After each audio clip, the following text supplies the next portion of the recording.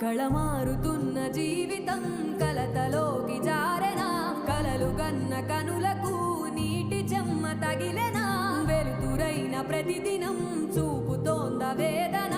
అందమైన బతుకున అలజడి చలరేగెనా ఏమిటి నీ పాపం ఏమిటి నీ నేరం చీకటి ముసిరిందే చిటికల్లోనా తీరదు నీ శోకం